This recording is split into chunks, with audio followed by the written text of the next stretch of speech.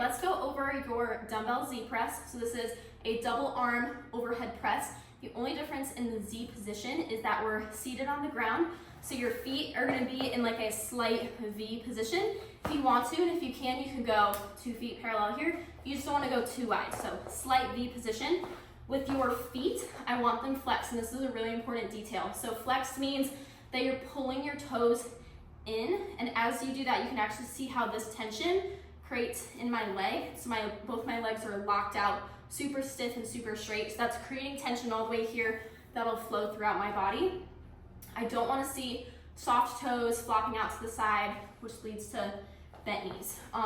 The unique thing about Dumbbell Z Press is that since we are seated, it takes our legs out of the equation as in like a normal standing overhead press. So now it puts all this extra emphasis on our core. So our core is our base here. So we want to make sure feet are strong, legs are strong. Now our core is our base. We need to be nice and long here. Make sure we're not crunching. Nice and tall with our core. And then with our dumbbells, I'm going to demonstrate just with one here. Dumbbell will start touching your shoulder here. And then I want you to imagine you have a flashlight coming out of the end of the dumbbell here and at the end of your elbow. They should be shining forward. They should not be shining out to the side. So I want you to imagine you're in like a very narrow hallway. You can't flare your elbows through those walls. From these sides, super important that we're not leaning back, we're staying up, super, super upright. Imagine that you're sitting up against a wall, right here versus here.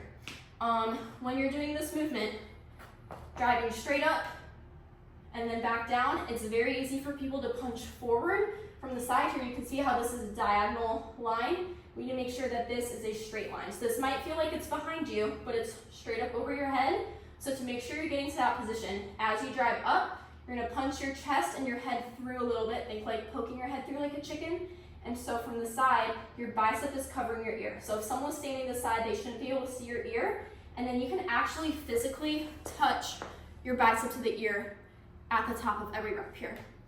So that is your Z press. So I'll show you one more time with both dumbbells. You're gonna drive up nice and fast, control all the way down nice and slow, get to that bottom position, so both dumbbells resting on the shoulders, come to a dead stop, big drive up for that second one, control that down.